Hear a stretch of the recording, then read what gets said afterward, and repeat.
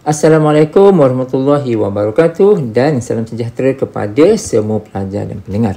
Baik, kali ini kita akan bincangkan mengenai 3 perkara ya. Yang pertama adalah yang kamu nampak dekat sini, iaitu goodness of fit test. Yang kedua nanti kita akan bincangkanlah ya, iaitu test of independence, dan yang ketiga adalah test of homogeneity.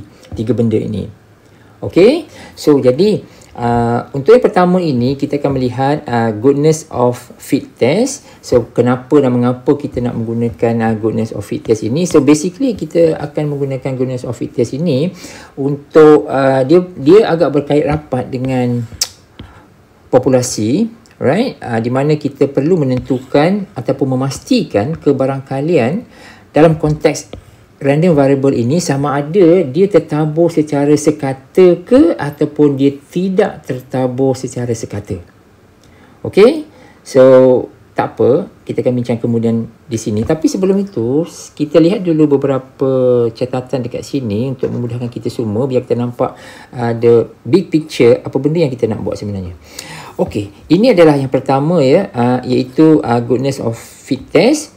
Seperti yang kamu nampak dalam catatan dekat sini, dia berkait rapat dengan populasi di mana perlu untuk menentukan kebarangkalian dalam konteks random variable sama ada dia uniformly distributed or not uniformly distributed.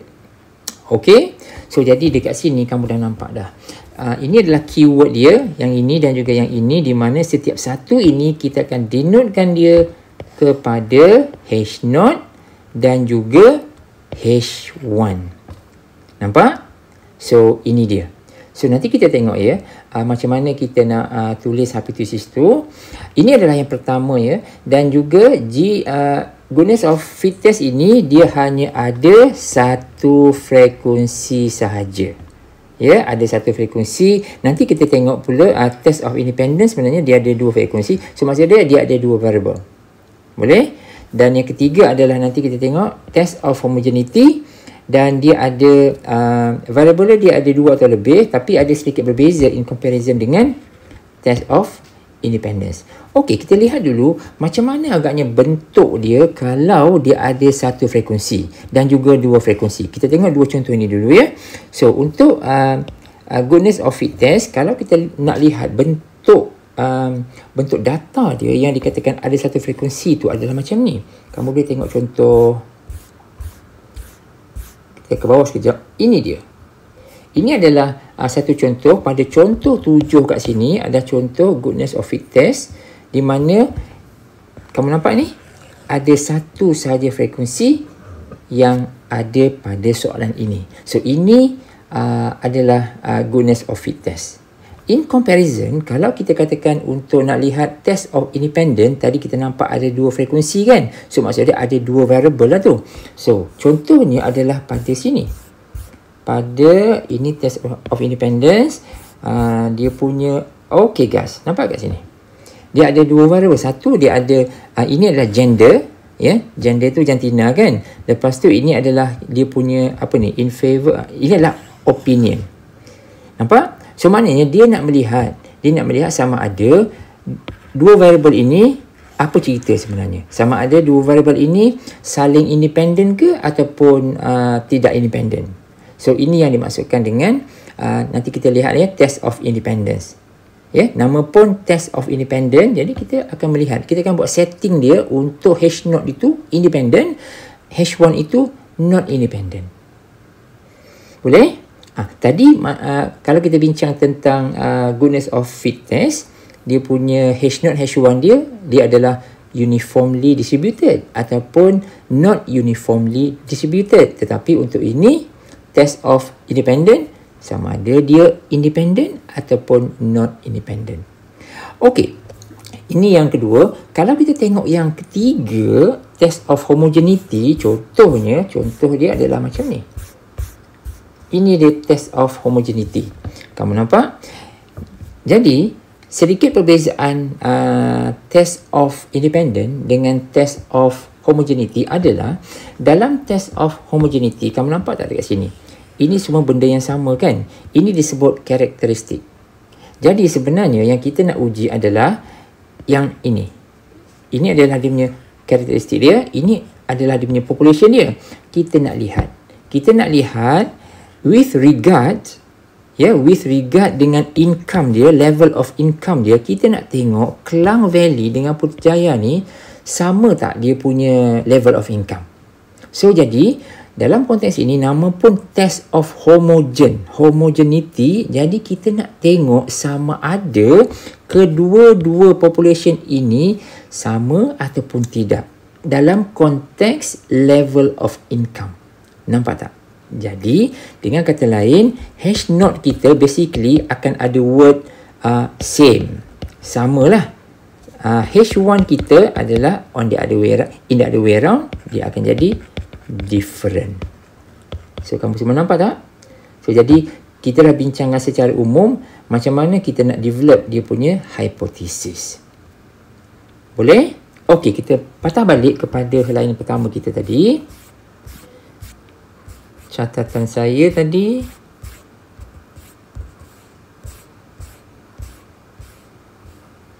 Ini dia. So dekat sini saya rasa kamu dah nampak dah ya. Kita tadi dah bincang mengenai goodness of fit test di mana dia ada satu frekuensi. So apakah H0 H1 dia? Ini dia. H0 dan juga H1 dia, iaitu uniformly distributed dan not uniformly distributed. Nanti dalam contoh kita akan nampak. Yang kedua adalah test of independent, di mana secara umum dia ada dua frekuensi. Dan kamu nampak tak kat sini? Saya ada bagi contoh antara gender dengan opinion. So kita nak tengok antara dua ni, adakah dia independent ataupun not independent. Clear? Jadi the kind of hypothesis yang boleh kita tulis adalah seperti yang ini. Kamu nampak ni? Ini dia. So H0 adalah independent dan H1 adalah not independent. Tetapi perkataan yang sama iaitu independent ini juga merujuk kalau kita nak sebut dalam perkataan no relation. Sama juga. Sebab independent tu dia tidak saling berkait kan, sebenarnya tidak ada hubungan. Itu dalam ayat yang lain. Ataupun kita boleh tulis dia adalah independent. Boleh? So sama juga kalau kita sebut dia adalah non-independent, maksudnya dia ada hubungan, has relation. So ini juga adalah beberapa perkataan ataupun ayat yang boleh kita masukkan apabila kita hendak buat kesimpulan. Boleh? So itu adalah test of independent. Dan terakhir sekali adalah test of homogeneity. Ya, test of homogeneity di mana tadi dah saya sebut, bila kita sebut test of homogeneity, dia punya H0 dia adalah sama ada, dia terkait. H0 tu adalah sama, ini H1 tu adalah different. Apa yang sama dan apa yang different? Kita lihat kat sini, yang sama tu adalah macam ni. Nampak kat sini? Contoh kat sini, district. Ya, ini district with regard of level of income.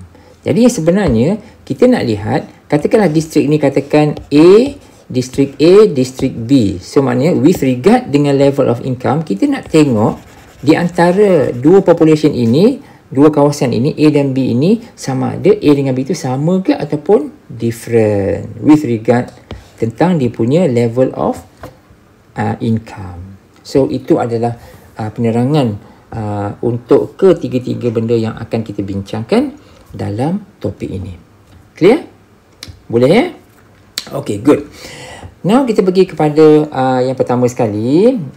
So jadi kamu boleh lihat ya, dalam goodness of fit test kat sini kita ada banyak notation ya. Ada banyak dia punya pemalar dan juga pemboleh ubah. Di antaranya kita akan jumpa dengan benda-benda yang macam ni. Kita ada yang ni ya. Nampak? Ini ya. Yang ini kita jumpa K, kita jumpa P, kita jumpa E dan sebagainya. So jadi apa tu K? So saya dah simpulkan kat sini. K ni adalah bilangan outcome. Ya, K ni adalah bilangan outcome. Yang P ni pula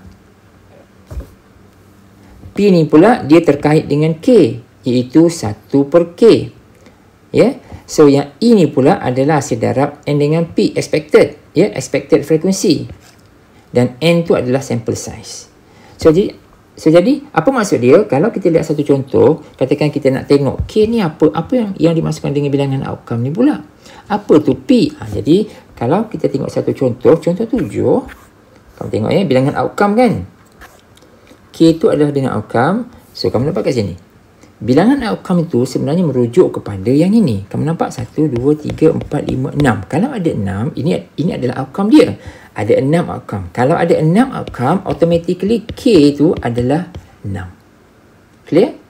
Oleh sebab P dengan K ada hubungan masing-masing, sebab P itu ditakrifkan sebagai 1 per K. Jadi kalau kita tahu K, maka automatically kita tahu P itu 1 per 6. Clear? Boleh nak? So itu adalah K dengan P. Boleh? So, jadi kita balik. So yang ini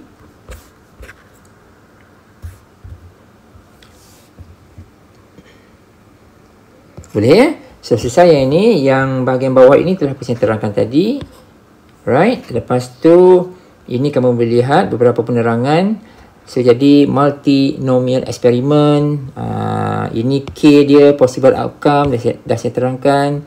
Lepas tu dia kata the probability of various outcome remain constant. So jadi untuk goodness of fit test ini, kamu tengok sini, saya ada buat catatan mudah kat sini macam mana kita nak tulis H0 dengan H1 yang ni.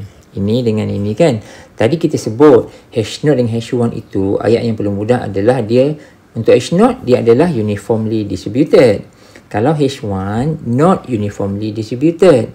Tetapi penulisan dia untuk H0 dengan H1 adalah seperti berikut. Kalau kita katakan dia uniformly distributed, maksudnya dia adalah sama. Ya? So sama. So kalau kita ada macam ni, P1, P2, P3, P3, P4, so maksudnya semua tu sama. Ini cara penulisan kita. Boleh? So, sentiasa constant kat sini bermaksud dia semuanya sama. Oleh sebab dia ada 4 outcome, P1 sampai P4, maka kita punya K adalah 4. Ini K adalah 4. Right? So, jadi kalau K tu 4, maka P tu adalah 1 per 4. Boleh? So, 1 per 4 tu berada dekat sini. Ini adalah P sebenarnya. Boleh? So, sekarang kamu nampak tak? K tu apa benda dan P tu apa benda dia. Boleh tak? So, itu adalah hubungan K dengan P dalam hipotesis. Lepas tu, kalau kita declarekan H0 tu sebagai ini, iaitu uniformly distributed, H1 pula adalah not uniformly distributed. Cara dia adalah dengan menyatakan macam ini saja. Iaitu kita boleh katakan at least 2 daripada 4 kebarangkalian tersebut tak sama dengan 4. So macam itulah. Ya, itu adalah H0 dan juga H1. Yang penting adalah kita akan buat check hipotesis nanti. Kita nak check sama ada kita nak kita nak tengok claim dekat mana lah. Cuma basically claim dekat sini. So kita nak tengok sama ada kita nak accept the claim or kita nak reject the claim. Itu cerita lain. Boleh nak? So yang itu, lepas tu yang ni kamu boleh tengok yang E pula adalah expected frequency. Ya, expected frequency di mana rumus dia adalah E sama dengan NP. Ya, E sama dengan NP. N tu apa? N tu sample size. Sample size biasanya kita akan diberi dalam soalan. Don't worry kat situ. Yang P tu pula memang kita dah tahu. So jadi kalau macam tu, kalau dah N tu adalah sample size, P tu memang nampaknya constant, maka E tu adalah dia akan jadi samalah untuk setiap case. Untuk setiap outcome dia akan jadi sama. Okey, contoh sekejap Contoh, kalau contoh nombor 7, contoh macam ni. Kamu nampak tak kat sini? Kalau lah ini ada 1 2 3 4 5 6 kan? K sama dengan 6. Nampak? Ini ya, K sama dengan 6. Lepas tu P sama dengan 1 per 6. Kalau kita nak cari expected value E untuk setiap ini berapa, ini berapa, ini berapa, ini berapa, ini berapa dan berapa. Jadi maknanya kita akan dapati semua nilai-nilai tersebut adalah sama, iaitu E sama dengan NP. N adalah apa? Kalau contoh ini, N tu adalah 120, P tu adalah 1/6. Nampak? Dia sentiasa sama, dia constant. So jadi ini semua tu bernilai sama. Perlu ke nilai ini? Ya, perlu. Kejap lagi kita tengok, sebab ada pengiraan nanti apabila kita mencari chi-square test, kita memulakan semua info-info ini. Sebab table ini, table yang basic, kita akan tambah table ni nanti. Akan tambah lagi. Ada info-info penting yang kita kena cari. Yang ini ya. Nanti kita tengok yang itu kemudian. Okey, ini N ya. Ini N. Ini adalah sample size dia. N sama dengan 120. Macam tu. Okey. Dah settle E. Mana dia? Okay, E dah settle ya. Expected frequencies which is always constant. Dalam case goodness of fit test lah. So, jadi ini adalah beberapa contoh lah. Yang ni kamu boleh lihat. Ini contoh H0 dia. Contoh H0 lah ya. Kalau kamu tengok kat sini. Contoh kat sini. P1, P2, P3 sampai P5. Nampak tak? Kalau 1 sampai 5 tu, maksud dia punya outcome tu ada 5. So, maksud dia ini, K dia adalah 5. So, jadi kalau K tu 5, P tu adalah 1/5. So, maknanya kalau kita ada bentuk macam ni, yang ini adalah merujuk kepada P kita. Nampak kan? Sebab P tu adalah 1/K. Ini well known lah. Ya, kalau dalam soalan dia bagi macam ni, kita terus automatik tahulah. Ini adalah kita punya nilai P. Boleh? Okey. So, yang lain tak ada apa-apa. Ini benda yang sama. P sama dengan 1/K. Dah saya terangkan di atas tadi. Okey, settle yang itu. Lepas tu, apa lagi yang perlu kita tahu? Iaitu degree of freedom. Ya, degree of freedom. Yang ini ingat kot.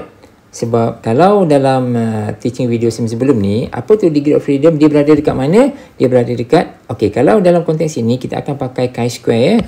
Chi-square. Dekat sini adalah dia punya alpha ataupun alpha per 2 dan sebagainya lah kalau kita belajar sebelum ni. Lepas tu kalau kita belajar sebelum ni, ini adalah V, betul tak? Kan? Ini adalah V. So V ni adalah degree of freedom. Itu dalam teaching video sebelum ini. Now bila kita masuk pada goodness of fit test, ada sedikit perbezaan. Ya, ada sedikit perbezaan. Sebab kalau dulu goodness dia punya degree of freedom, kalau kamu masih ingat, V tu adalah apa? N tolak 1, betul tak? Kan? Tapi sekarang ni ada sedikit perbezaan. Ini dia. Ya. So saya ada buat notation dekat sini. Ini yang dulu yang sebelum ni kita belajar. Ya, V kan? N tolak 1 ini yang sebelum ini. Tetapi kali ini dia punya degree of freedom bukan N tolak 1 tetapi K tolak 1. Nampak Dia adalah K tolak 1. K tu apa? K tu adalah outcome. Yang saya risau adalah yang ini nanti kan kita ada dalam goodness of fit test N ini kan kita ada sample size kan? Sample size. So yang jangan kita buat kesilapan, jangan ambil sample size. Sebab kalau okey, contoh macam ni. Nampak kat sini? Kalau contoh ini, contoh 7 ini, kalau kamu tengok, N itu adalah 120. Yang kita khawatiri adalah kalau kamu buat V itu adalah N tolak 1. Kalau N tolak 1, dia jadi berapa? 120 tolak 1. Itu dah salah. So, jadi ini bukan degree of freedom untuk goodness of fit test. Okay? Goodness of fit test, V dia adalah K tolak 1. Jadi, V itu sebenarnya K ada 6. Tolak 1, maka V tu adalah 5. Nampak? So, jangan terkeliru. Ya, jangan keliru tentang goodness of fit test. Jangan letak N tolak 1 ya. Ini jangan letak N tolak 1. Dia adalah K tolak 1. Gunanya kat mana? Gunanya dekat sini. Ini kita akan masukkan dekat sini nanti. Ya, bila kita nak mengira rejection region. Boleh? Okey, jadi inilah sebenarnya kita punya rejection region ya. Yang ini. Dan okey, tak apa, itu kita bincang tak apalah, kita bincang sekejap rejection region. Okey, ini nanti kita patah balik pergi ke test of statistic ni. So kalau kamu lihat dekat sini, rejection region, kita hanya akan menggunakan yang ini sahaja, iaitu kita memang akan confirm guna chi-square. Dan ini kita dah terangkan tadi, ini adalah the number of dia punya degree of freedom, iaitu K tolak 1. Kita perhatikan sekarang, kita hanya menggunakan alpha sahaja. Ya, kita akan menggunakan alpha sahaja. Okey. So jadi kalau sebelum ini, kalau kamu masih ingat lagi, kalau kita menggunakan chi-square, let's say ini adalah proses ingat semula ya. So jadi kalaulah chi-square yang kita gunakan tu ada two tail. Two tail tu apa? Bila kita guna two tail, kita guna two tail kalau H1 kita tu ada tandaan tak sama dengan. Kita akan pakai two tail. Okay? So apa yang kita buat? Of course, bila kita sebut two tail, dia ada left and right, betul tak? So jadi ini right tak ada isu. Tetapi yang left itu kita akan positifkan dia. Ingat tak? Di mana kita akan buat setting dia. Setting dia adalah 1 tolak alpha per 2. Ini sebelum. Tetapi dalam goodness of fit test, kita akan hanya mempertimbangkan the right tail sahaja. Ya? So jadi dia tidak ada left tail, right tail sahaja. Oleh sebab itu, kita tak akan guna alpha per 2. Walaupun dia two tail. Ataupun dalam H1 dia ada tandaan sama dengan. Ya, yang di mana kita biasa tahu kalau dia ada tandaan sama dengan, dia two tail. Kalau two tail, dia ada right and left. Kan? So, cuma sekarang ni, dia ada tanda sama dengan ke, tidak ada ke, dia tetap akan guna alpha saja. So, maknanya chi-square kita tu akan jadi alpha dan juga K tolak 1. Ya? Dia bukan alpha per 2 ya. Dia bukan alpha per 2. Dia hanya alpha saja. Boleh? So, sebab itulah kamu nampak dekat sini, kita hanya mempertimbangkan right tail, one tail test saja. One tail saja. Boleh? So, sebab itulah kita guna alpha. So, kita follow saja. Kalau dia punya rejection region, memang kita akan pakai yang ini. Ya, walaupun H1 kita nanti mungkin akan ada ini, tapi kita tetap akan menggunakan one tail sahaja. Boleh? Itu adalah rejection region. Clear? Dan, apa formula dia? Formula untuk chi-square untuk goodness of fit test ini adalah formula dia. Ya, ini adalah formula dia yang kita nak mencari. Di mana dekat sini, apa yang kita tak tahu sekarang? Yang kita tahu sekarang ni adalah ini expected frequency. Ini kita dah tengok tadi. Di mana E itu adalah N darab P. Betul? So, yang kita nak lihat adalah yang O ni.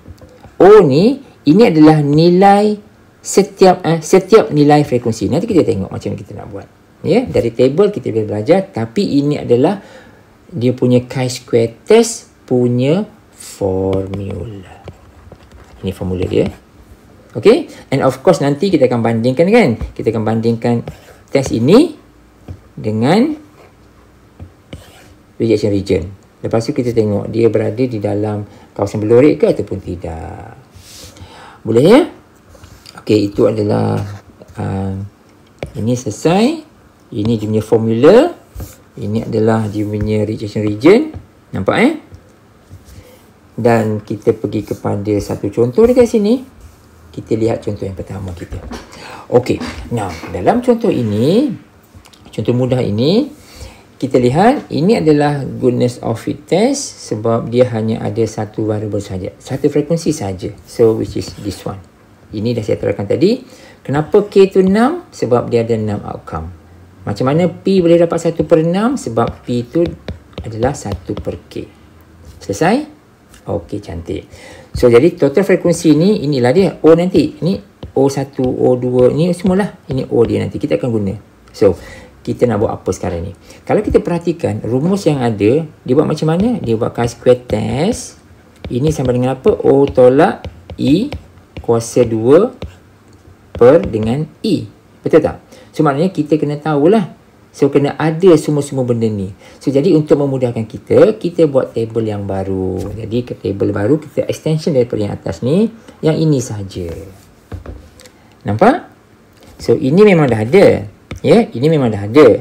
So, sekarang ni E kita, expected value, expected frequency. Tadi kan kita sebut expected frequency tu semuanya sama kan, constant kan, sebab dia dalam goodness of fit test dia memang sama. Ini semua sama. Tetapi dalam test yang dua lagi tu, test of independent dan juga test of homogeneity, ini tak sama. Dia sangat berbeza. Cuma dekat sini sahaja yang akan jadi sama.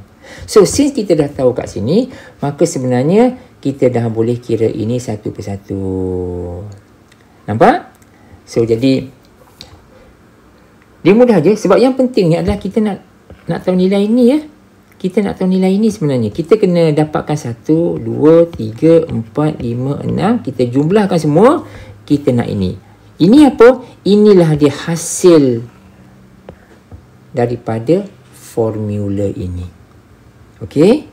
So, daripada sini, saya ulang semula.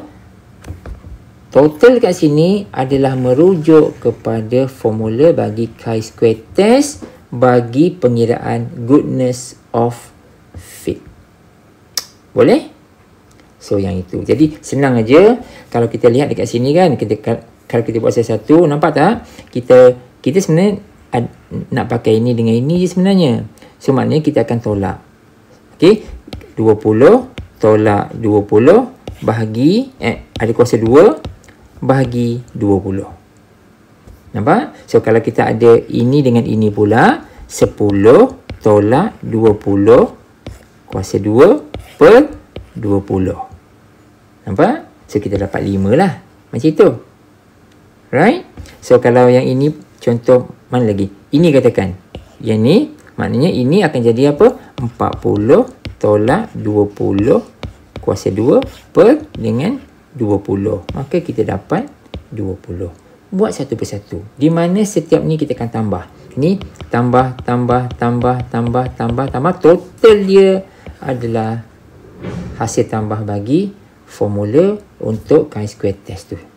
30 lah kan? 30. So, ini mudah. Ya, cuma nanti dalam dua lagi test tu, dia ada cara dia yang lain lah. Ini mudah. So, selesai yang itu selesai yang pasal macam mana kita nak dapatkan dia punya chi-square test tu, yang guna formula tu. Jadi, kita lihat kat sini, kita tengok pula rejection region. Rejection region dia macam biasa. Yang ini kan? Ini kan? So, jadi kita pun isi je lah. So, jadi, alpha ni memang soalan tu diberi apa? Diberi 0.05 kan? Okey, ni. Alpha tu adalah 0.05. Masuk aja. Right? So, jadi dia punya degree of freedom ini adalah K tolak 1. Saya tulis kat sini. Hati-hati kat sini. Dia bukan N tolak 1. Dia bukan N tolak 1. Dia adalah K tolak 1. So, jadi kita dah dapat nilai dah. Dia punya chi-square dia. Jadi, chi-square dia 0.05 dan juga 5. Kalau kita tengok table, 0.05, 5. Ini adalah table chi-square. 0.05 kat mana? Ini dia. 0.05. 5 adalah dia punya degree of freedom. Maka dia akan hit nilai ni. Iaitu 11.070. So, kita ambil saja nilai ni. Terus pergi kat sini. Kamu nampak? So, inilah selesai. Boleh? So, sebenarnya kita dah ada dua benda ni. Kita nak comparekan apa sebenarnya? Kita nak comparekan ini dengan ini je sebenarnya. So, kita buat sedikit rajah. Dan kita tengok sama ada 30 ni, dia termasuk tak di dalam rejection region. Kalau termasuk, kita reject H0. Ya, kalau dia tak termasuk, kita fail to reject H0. Boleh tak? Okey. So, kita terangkan benda-benda basic dulu. Ini adalah hipotesis dia. So, kamu nampak H0, H1, ini cara penulisan hipotesis. Oleh sebab dia ada 6 outcome. Ya, ada 6 outcome. So, kita tulis macam ni je. P1, P2, P3 sampai P6 equalkan dengan P. P itu adalah 1/6, iaitu 1/k kan. So macam tu. Boleh nah? So H1 dia adalah at least 2 of the 6 probability is not equal to 1/6. Dan itu adalah claim dia. Itu adalah claim dia. So jadi antara ayat yang akan kita gunakan di dalam kita punya kesimpulan nanti adalah yang H0 ini really is, dia adalah uniformly distributed. H1 ini kita ada tandaan ni kan, tak sama ni kan. Jadi dia adalah not uniformly distributed. Kita akan gunakan ini nanti apabila kita nak buat kesimpulan. Okey, ini clear Lepas tu kita punya statistik test kita dah check tadi 30. Rejection region adalah 11.070. Now kita buat sikit drawing, tengok apa cerita. Nampak kat sini? Ini adalah kita punya lakaran graf kita. So kita punya chi-squared score kita adalah 30. Right? Lepas tu kita punya ini adalah 11.070. Jadi jelas bahawa 30 ini memang berada di dalam rejection region. Jadi kita akan reject the H0 dan kita akan accept the claim. Kalau kita accept the claim, kita katakan has enough evidence. Boleh? So ini standard lah kan. So jadi inilah dia yang kita katakan, yang macam mana kita nak buat. The conclusion kita katakan has enough evidence to support the claim that the throw of the die is unbalanced, that it not uniformly distributed. Kan? So maknanya kita terimalah claim tu. Sebab kalau tengok kat sini, ini adalah H0, ini adalah H0, tapi kita reject H0. Kan? Kalau kita reject H0, maka kita accept lah the claim. So the claim tu kata not uniformly distributed, maka ini yang kita kena support nanti. So macam tu lah. Boleh tak? So itu adalah contoh 7 bagaimana goodness of fit test kita gunakan dalam hipotesis. Boleh? Okey. Selesai yang itu, kita pergi kepada yang kedua pula, iaitu test of independence. So sebagaimana yang saya sebut tadi, nama pun independent. Jadi maknanya kita akan check dia punya H0 dia sama ada independent H0 ataupun H1 dia not independent. That is the keyword yang kita akan gunakan, independent ataupun not independent, H0 dan juga H1, dan dia ada dua variable. Dia ada dua variable. Dalam contoh tadi kita akan lihat antara gender ataupun jantina dan juga opinion. So dua variable tu kan, kita nak tengok sama ada jantina dan juga pandangan ataupun opinion itu, adakah mereka independent ataupun not independent. Boleh? Dan jangan terkeliru semua pelajar, independent juga boleh kita sebut dalam perkataan yang lain, iaitu no relationship ataupun not related. Hati-hati kat situ kamu boleh guna ini sebenarnya. So kalau dia adalah not independent pula, sebenarnya dia adalah setara dengan kalau kita nak sebut has relationship ataupun related ataupun dependent. So either one. So kamu boleh guna mana-mana satu di antara semua perkataan-perkataan ini untuk apabila kita buat conclusion nanti. Boleh tak? Okey, selesai yang itu. Sekarang ni kita lihat ada benda baru dekat sini, iaitu expected frequencies. Okey. Dalam goodness of fit test, expected frequency E dia adalah constant. Betul tak? Yang ini, nampak tak? Goodness of fit test, rumus kita yang ini, betul tak? E sama dengan NP dan dia sentiasa constant. Tetapi untuk test of independence, dia tak sama. Ada pengiraan dia dekat sini. So jadi kamu tengok sini ada beberapa istilah ini adalah R ni apa? R ni adalah row, baris. C ni apa? C ni adalah column, column itu lajur. So jadi ini bermaksud total baris, total row, bukan bermaksud bilangan baris. Ini bukan bermaksud bilangan baris, bukan. Total ini bermaksud ini. Kejap. Kalau kita tengok contoh saya nak terus peer one to one dengan apa yang ada dengan contoh. Okey, kalau tengok contoh, apa tu? Ini. Kamu nampak ni? Ini soalan dia. Soalan ini, yang ini, kita akan totalkan dekat sini. Ini kita akan totalkan berapa nilai. Ini pun berapa nilai dia. Okey, ini pun berapa nilai dia, dan ada kat sini total keseluruhan. Kan? Ini total dia. So, jadi kalau saya ringkaskan dekat sini, cuma jadual sini kita dah nampak dah. Ini dah saya kira dah E dia. So jadi maknanya total dia bermaksud yang ini. Yang ini. Ini total row. Ya, total bagi row. Yang ini pula adalah total bagi kolom. Okey? Itu maksud dia. Itu yang kamu nampak tadi tu. Sebenarnya kamu nampak apa tadi? R, C bahagi dengan total. Betul tak? Yang ni kan? So, jadi ini yang kita nak kira nanti. Sebabnya nanti, apabila kita nak kira E, okey, saya terangkan sikit lah ya. Macam mana kita dapat E ni? E ni kan ada formula tadi tu kan? R, T darab C kan? So, jadi macam ni. Kalau kita nak dapatkan yang ini, maknanya dia melibatkan man dengan in favor. Betul? Okey? So, kita akan ambil ini. Kita akan darabkan dia. Lepas tu, kita akan bahagikan dengan ini. Faham tak? So, jadi maknanya kita akan ada 175 darabkan 180 bahagikan dengan 300. Ini adalah E. Bagi kotak yang pertama tu. Nampak tak? So, ini kita dapat this part.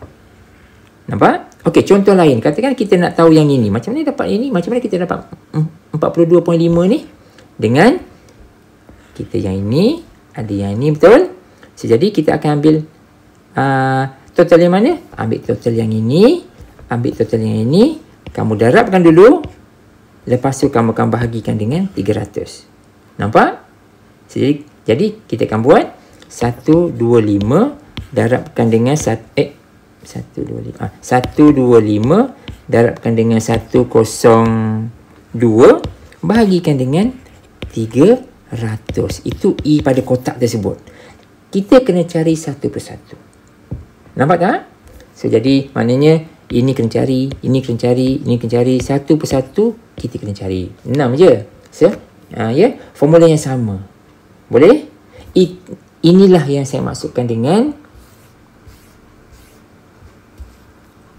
ini. Kamu nampak? Rumuhnya pendek je. Tapi saya kena tunjukkan secara visual macam tadi. Baru kamu nampak. Inilah dia row darab kolom bahagikan dengan total. Ya, total baris. Bukan total baris, total bagi baris tersebut. So, ini adalah ayat yang saya buat catatan. Ya, tapi maksud dia adalah total dia. Jumlah nilai dia. Boleh? Okey, settle yang ini. Settle Degree of freedom pun sedikit berbeza. Ingat semula, kalau dalam goodness of fit test, saya buat catatan kat sini, dia punya degree of freedom adalah K tolak 1. Tetapi ini, dia melibatkan bilangan baris dan juga bilangan laju. Bilangan baris ni R, bilangan laju C. Contohnya macam ni. Kejap. Kalau kat sini, contohnya ni, contoh 8 ini, cuba tengok. Baris berapa laju?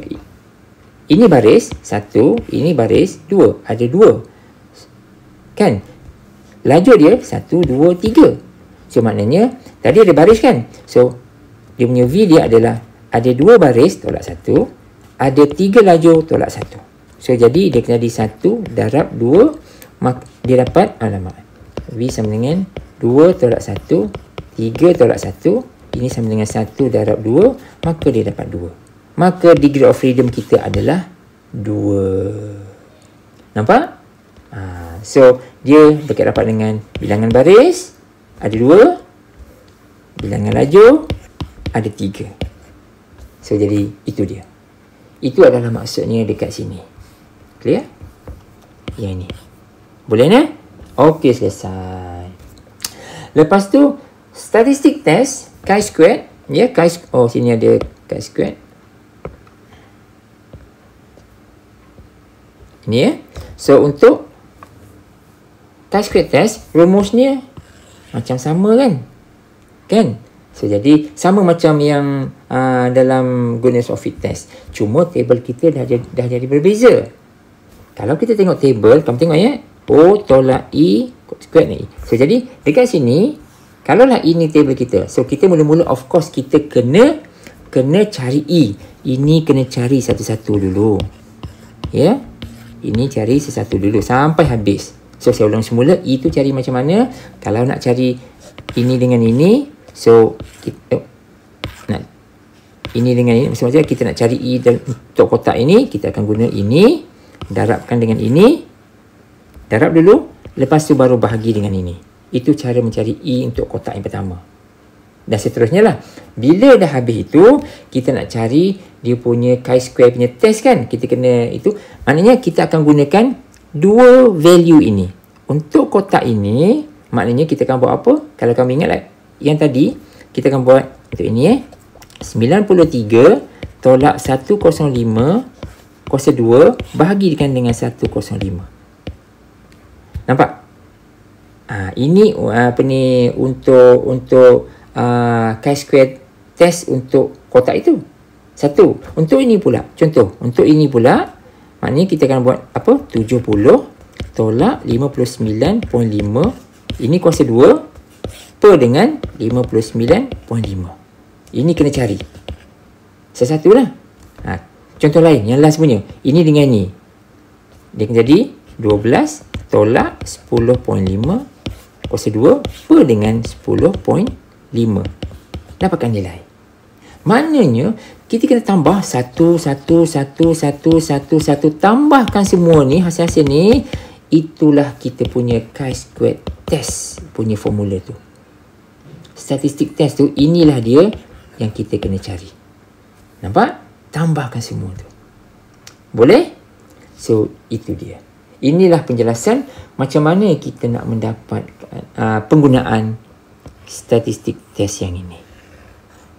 Nampak So jangan terkeliru ya. Kita ada dua benda yang kita main-main dengan jadual tu. Yang pertama adalah macam mana kita nak mencari expected frequencies untuk setiap kotak. Dan macam mana kita nak mengira dia punya statistik test untuk setiap kotak, di mana kita akan totalkan semua sekali. Kita akan totalkan semua sekali. Itulah kita punya chi-square test punya hasil.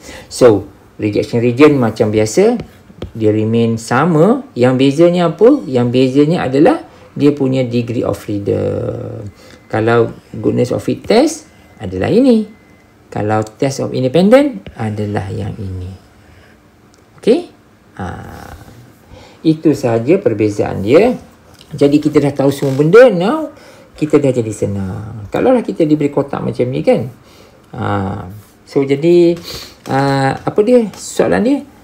Dia bagi 1%. So alpha tu adalah 0.01. Cantik. Dah okey. Lepas tu, can you conclude that the gender and opinion are related? So kita nak tengok ni lah. So jadi ingat perkataan related ini sebenarnya merujuk kepada non-independent kan? Ni merujuk kepada non-independent kan? So jadi ini akan jadi H1. So jadi yang ni. Sekejap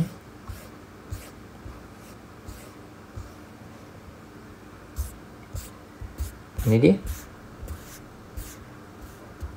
Ni dia. Ini kan. Sebenarnya dia adalah non-independent. So hati-hati tengok soalan tu. Dia benda yang sama, tapi wording ni yang berbeza. Dia tak sebut non-independent, dia sebut related. Kan? So jadi itu adalah. Dan kita tengok sekejap hipotesis dia macam mana. Kejap. Ini adalah hipotesis dia. Kamu tengok tak cara dia tulis macam mana? H0 kita declarekan gender and opinion are independent. Macam tu je. Okay? Lepas tu yang kedua, gender and opinion are not independent. Nampak? Tapi boleh tak kita tulis dalam ayat yang lain? Boleh. Kita tukarkan independent ni, there is no relationship ataupun not related. Nampak? So, sebab itulah saya buat catatan dekat atas tadi tu. Wording ini memang kita guna standard, tetapi dia ada perkataan lain yang boleh kita gunakan. No relationship ataupun not related. Ini pun sama jugalah. Ya, ini pun sama jugalah. Sama ada kita nyatakan there is relationship, ataupun kita katakan dia related, ataupun kita katakan dia dependent. Macam tu lah. Boleh nak? So, jadi ini adalah benda-benda mudah benda-benda standard yang kita nak buat.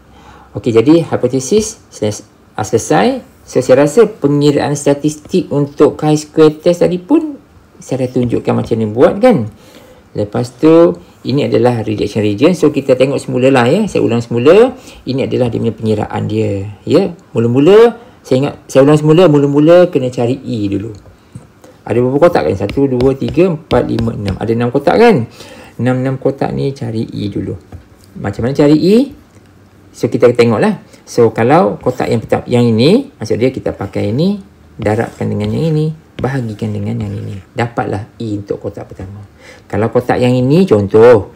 Yang ini, maksud dia, kita akan ambil yang ini, darabkan dengan yang ini, bahagikan dengan yang ini.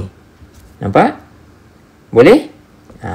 So, kalau yang ini, kita ambil yang ini, darabkan dengan 102, bahagikan dengan 300. Itu adalah E pada kotak tersebut.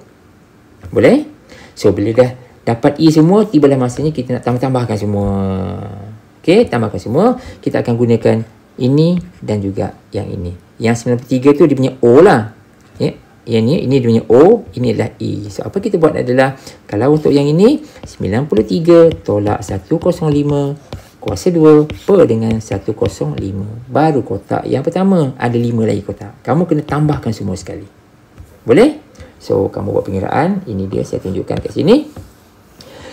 So, last kali kita kira dan dia punya hasil dia adalah 8.253. Nampak? So, ini kamu kira. Dan dia punya rejection region. Tengok, ini adalah alpha. Kita sentiasa guna alpha ya. Sentiasa guna alpha, jangan pakai alpha per 2. Dan ini adalah degree of freedom dia. Bilangan row tolak 1 darabkan bilangan kolom tolak 1. Nampak So, jadi dari sini kamu boleh tengok table chi-square macam biasa dan nilai dia adalah 9.210. Now kita akan comparekan kedua-dua ni. Kita buat satu graf, tengok apa cerita. Baru kita buat kita punya decision. So, according to the graph, kalau kita buat lakaran sikit kat sini, ini dia. Z alpha dia adalah 9.210. Lepas tu, chi-square score dia 8.253. Dari sini, kita dah boleh nampak dah dia berada di luar daripada rejection region. Okey, kalau macam tu, kita nak kata kita terima H0 kan? Tapi kita tak boleh terima H0. Kita katakan do not reject H0. Itu boleh. Ataupun fail to reject H0. Itu okey. So, kalau kita terima H0, maka kita reject lah claim. Kan? Kita reject the claim. So, bila reject the claim, the standard word adalah we do not have enough evidence to saying that bla bla bla bla is ini. So, kamu tengok ayat ni ya. Ni semua ayat setara tau. Boleh guna yang mana satu sekalipun. It depends pada apa yang kita tulis pada hipotesis tadi. Kamu follow je yang itu. Yang penting, kalau kita reject, kita tak ada enough evidence untuk claim, untuk support claim tu lah. So, itu standard. Boleh nak? Okay, settle yang itu. Now, kita pergi kepada yang ketiga pula, iaitu test of homogeneity. Yang ini dah saya terangkan tadi. Tengok contoh. Sebab kita kena tengok apa yang kita nak check sebenarnya ya. So, maknanya sebenarnya kita nak check kalau ini adalah karakteristik yang macam saya sebut tadi kan. The level of income, kita nak check antara dua ni sebenarnya. Antara Klang Valley dengan Putrajaya, adakah dia punya perbelanjaan ini, level of income ni, adakah sama? Adakah sama ke, same or different? Itu je kita nak tahu. Ya. So, ini adalah dalam kes yang macam ni, kita gunakan test of homogeneity. Ya, dia with regard ataupun dia ada preference dia. Sebenarnya ini adalah dua population. Kita punya preference kita, keutamaan kita adalah untuk melihat level of income. Ya, kita nak tengok Lembah Kelang dengan Putrajaya ni, dia punya level of income in terms of this characteristic similar or not similar. Itu je. So kalau dia similar, kita apa ni, yang dan untuk similar ini, untuk yang similar ni, yang same ini kita denote sebagai H0. Untuk H1 adalah different. Macam itulah. Ini adalah macam mana kita nak tulis secara ringkas dia punya hipotesis. Boleh? So jadi dan kalau kamu tengok kat sini, maksud dia sama ya. Kamu tengok ya, macam mana kita buat hipotesis kat sini. Yang ni kamu tengok. Ini cara penulisan lah ya. The proportion of household belong ni are same. Nampak tak? Both district. District tu maksud dia Klang Valley dan juga Putrajaya lah. So kita nak tengok antara dua ni apa cerita. Sama ke tak sama dalam konteks level of income dia. Yang ni lah. Ini disebut karakter dia. Ya. Okey, satu lagi, kalau ini H0 adalah same, H1 adalah different. Dan biasanya ini akan jadi kita punya claim. Boleh? So, jadi apa yang berbezanya dekat sini? Apa? Rumus dia berbeza ke? So, kita lihat. So, maknanya, ini kamu boleh lihat ya. Ini yang saya terangkan tadi tu ya. Two or more population yang similar, nak tengok dia punya. Ini dia. So, jadi ini kamu boleh tengok. Ini pun sama juga. Ini beberapa contoh lah ya. Dan juga saya tulis kat sini. Oh, sama je. Ya, sama juga. Ini adalah beberapa penulisan umum bagi hipotesis di mana kamu boleh lihat. Yang paling penting adalah H0 tu adalah same. H1 tu adalah different. Kita nak distinguishkan di antara dua population tersebut. Ya. So, ini. Jadi, ada notation kat sini. Dia kata apa? Semua jalan kerja yang melibatkan hipotesis adalah sama seperti test of independence. Nampak tak? Semuanya sama. Apa maksud sama tu? Tak apa. Kita tengok je lagi contoh ini. Apa yang kita nak buat. So, jadi yang ini macam biasa. Table ini ialah table asal dia. Ya, table asal dia. So, tugas kita adalah kita nak mencari E. Ingat? E. Lepas tu nak cari chi-square test. Exactly macam tadi tu. So, maksud dia, dalam table ini, yang ini adalah apa? O. Ini adalah O. Ini adalah O. Ini adalah O. Ini adalah O. So, maknanya, kita kena cari E pada setiap ruang tersebut. So, kalau ini 70, E dia berapa? So, sebab itulah, kita buat sedikit maklumat tambahan dekat sini. Kita totalkan je lah. Ya, 70 campur 34, 104. Inilah total row dia. So, ini tambah ini, dapat yang ini. 100 tambah 76, 176. Ya, ini total bagi row. Total bagi kolom, kamu tambah ini, dapat 250. Kamu tambah ini, dapat 150. So, total keseluruhan adalah 40. So, ingat lagi tak macam mana kita nak dapatkan E? Kalau nak dapatkan E bagi ini, kita buat apa? 104, darabkan dengan 250, bahagikan dengan 400. Ingat tak? 104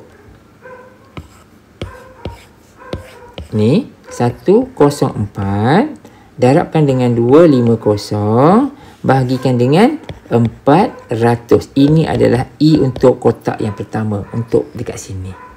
Clear? Boleh? So, kalau E kita tahu, kan? Macam mana kita nak dapatkan dia punya tak apa. Kita kena lengkapkan dulu. So, semuanya sama. Ini dapatkan E. Okey, contoh yang kedua lah. Kalau kita nak dapatkan E untuk yang ni pula, kita buat apa? Ini darabkan dengan 150, bahagikan dengan 400. 120 darab 150, bahagikan dengan 400. Ini adalah E untuk sini. Jadi, kita kena buat satu. Bila kita lengkapkan semua, apa yang kita dapat? Kita dapat yang ini. Saya tunjukkan. Ini dia, guys. Nampak? Nampak tak? Ini yang color orange tu adalah dia punya expected frequency. So, bila kita dah ada, ini adalah O ya, ini adalah O, ini adalah E kita.